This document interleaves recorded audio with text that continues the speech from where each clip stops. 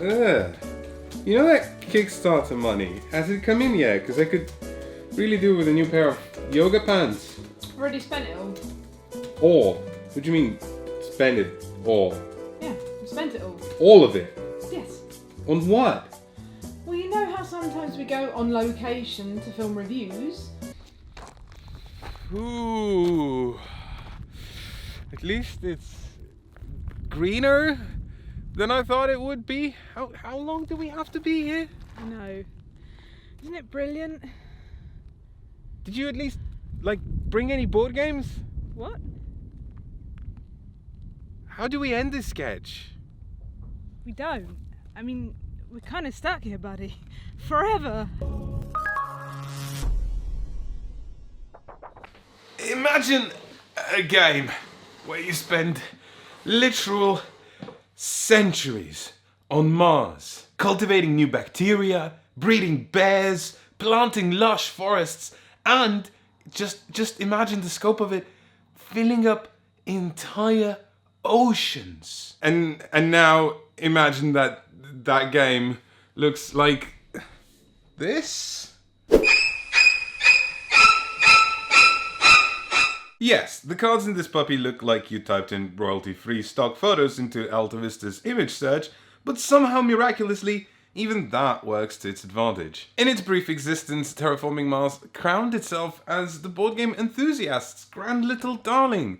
And that's not at all surprising, because in so many ways, this game is excellent. Mars needs exactly 3 things to happen. Temperature, so that you have a reason to wear shorts. Oceans, so that there's a good place to wear the shorts too. And oxygen, so that you can breathe. And you will be playing a corporation that over the course of literal centuries will make it so once these tracks reach the very top that they possibly can and all these oceans get placed onto the board, the game will end and you will count up points to see whoever is more Marsy, and that person will win. One of the best things about being in the golden age of board games is that games these days, well, they have to really court you to get your attention. They have to seduce you with cool mechanisms and things they haven't done before.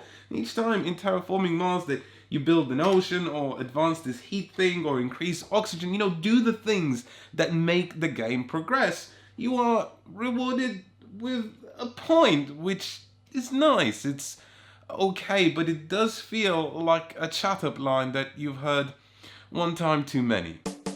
Hey, baby, check out my score track. It goes from 0 to 100 in about 3 hours or so. Ew. Terraforming Mars, however, isn't content with having a tired old score track wrapped around its board, because each point you've managed to accrue at the end of the round is also money. So the more you invest into Mars, the more you get rewarded. And money is what you need to play more cards, and cards will let you terraform Mars more, and terraforming Mars will give you more points, and then you will get even more money, and getting more money lets you play more cards.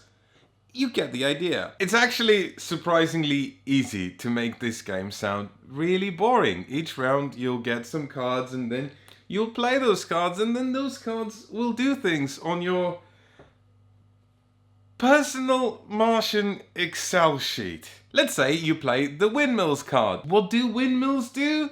They make energy. Cool, and that's exactly what the card does in the game as well. It increases your energy production on your Martian Excel sheet, and then at the end of every round, you will produce as much energy equal to your energy production level. Hey, wake up. I know just wake up, pay attention. Okay, I'll admit it. I find turning dials incredibly satisfying.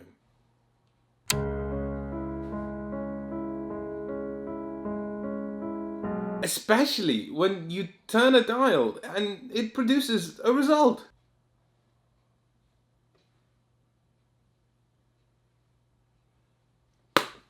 Even if the result and the accompanying satisfaction are somewhat delayed. But I think the reason so many people took to Terraforming Mars is not because you can produce titanium or heat, but because the dials themselves in this game are pretty funky. Everything in the game makes thematic sense, like the previous windmill example, but it's not that it makes sense, it's that it keeps persisting to make sense no matter how many cards you play. Let's say you're one of those nice corporations that are into harvesting natural resources. As a nice person who wants to create sustainable jobs, you build mines, and then you use the steel from those mines to build generators that burn fuel, producing energy and enriching Mars's atmosphere. Now that you have steel and energy, you can use those to build a financial quarter, aka gathering place for some very nice people, and you use the money you've made to bribe them. The game further reinforces these with requirements. Say you drew a card that lets you have bears. Great, just like in the real world, if you have bears, you get victory points. But here's the thing, you can't have bears until you produce enough oxygen, and you predominantly produce oxygen in this game by making trees, like forests, where bears live. Are you alright?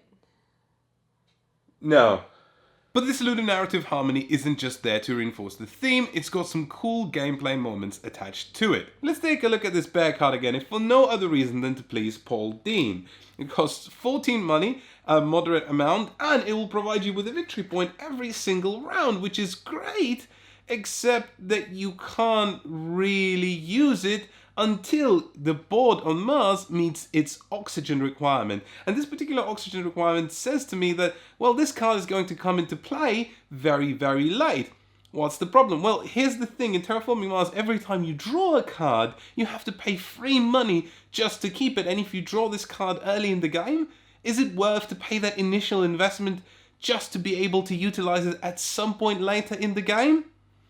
It's a tough question, and an interesting one. Now, you might have noticed that we kept this board completely blank, and we did that for a reason, just to show you how much this game emphasizes the playing of these cards. But what Terraforming Mars is incredibly clever at is just adding just this teeniest smidge of tension via the surface of Mars. Got a lot of plant material, you can build yourself a forest and place a forest tile on the map. Wherever you place it, whatever you cover up, that's what you get in return. What if you have a lot of money? Well, you can build yourself a city, or you can even build yourself an ocean. That's practically the same thing if you think about it.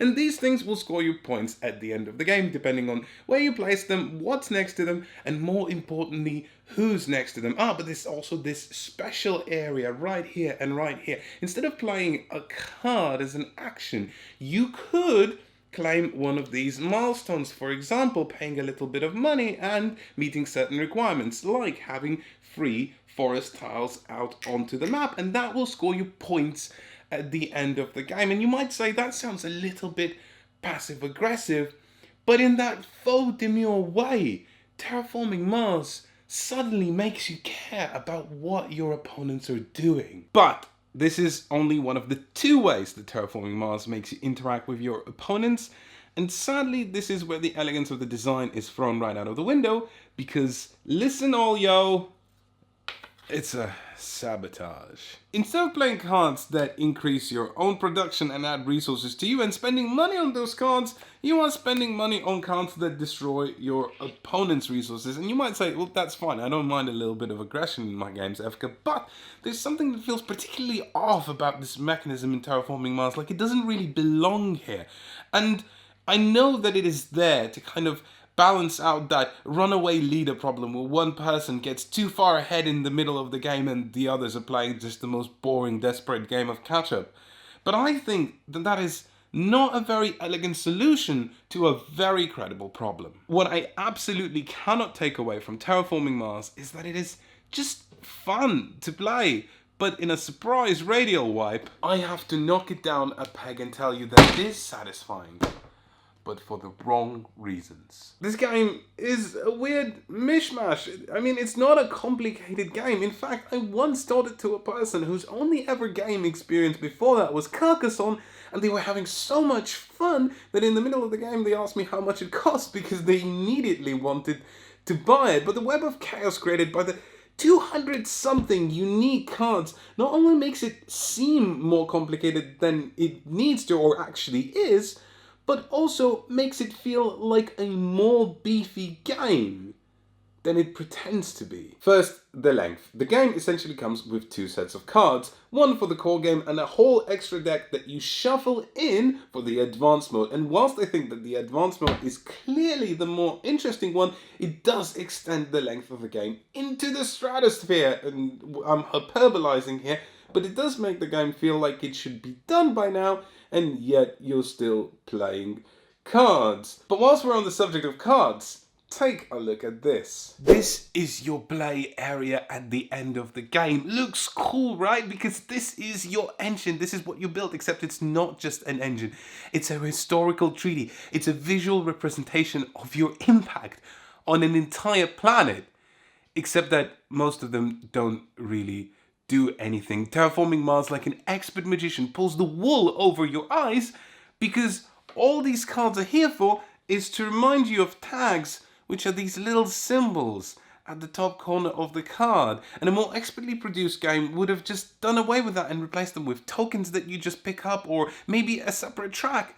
And then your play area would actually look like this. You might say, Efka, that's a nitpick, and you're right, it is a nitpick, but it's a nitpick that's allegorical of the game as a whole. And the best metaphor I can find for it is the Big Mac. It looks beefy and appetizing and maybe to some delicious, but none of us really want to look under the hood because we all know what we're going to find there, and we'd rather not. We'd rather just enjoy it as it is, as a guilty pleasure. But here's the thing. I clearly don't think that Terraforming Mars has strong mechanical fidelity, but it is still so darn fun to play. At the expense of sounding soppy, I think this game has heart, and it shows. It's an interesting example of a game that is accessible enough to draw a large variety of people, interesting enough to pose as an intricate game, and it tells a story that very few Eurogames manage to. It will never be my favorite game, but it is a game I will never turn down in good company. If you enjoyed this Martian Cardboard presentation, you might like to subscribe to our channel. Do that, click some buttons, it's good. But if you really liked us, you might like to come along to our show at the UK Games Expo, which is held on Saturday, 9 PM, Toot Sweet. Toot Sweet is where all the seminars are held at the Birmingham NEC. And you'll see us, you'll see some music, and you will see some guests. We already spoiled Tom Vassell as one of our guests. Guess what? Here's another one. Richard Ham, aka Rado Runs Through. He'll be there, we'll be there. And you know what? You should be there. So see you there.